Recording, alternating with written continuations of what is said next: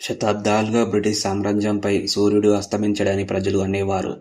ఇప్పుడు ఆ ఘనత రహస్యంగా మరొకరికి చెందింది. అది మీరు ఊహించిన వ్యక్తి కాదు.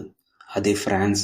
చాలామంది ఫ్రాన్స్ను ఒకే టైమ్ జోన్లో ఉన్న ఒకే దేశంగా ఊహించినప్పటికీ, వాస్తవానికి అది 12 విభిన్న టైమ్ జోన్లలో విస్తరించి ఉంది. చెరో 11 టైమ్ జోన్లు ఉన్న రష్యా మరియు యునైటెడ్ స్టేట్స్తో సహా భూమిపై ఉన్న ఏ ఇతర లాటిట్యూడ్ కన్నా ఇది ఎక్కువ. ఈ రహస్యం ప్యారిస్కు వేల మైళ్ళ దూరంలో ప్రపంచవ్యాప్తంగా చెల్లాచెదురుగున్న చిన్న ఐలాండ్స్ మరియు భూభాగాల్లో దాగి ఉంది. పసిఫిక్లోని ఫ్రెంచ్ పాలినేషియా, మడగాస్కర్ సమీపంలోని రీయూనియన్, కరేబియన్లోని మార్టినిక్, ఆస్ట్రేలియా సమీపంలోని న్యూ క్యాలిడోనియా ఇవన్నీ కలిసి భూమిపై దాదాపు ప్రతి లాటిట్యూడ్ మీదుగా ఫ్రాన్స్ విస్తరణకు పెంచాయి.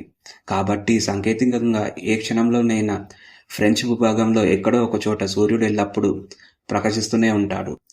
సామ్రాజ్యం కనుమరుగై ఉండవచ్చు, కానీ భౌగోళికంగా ఫ్రాన్స్ ఎక్కడికి వెళ్ళలేదు.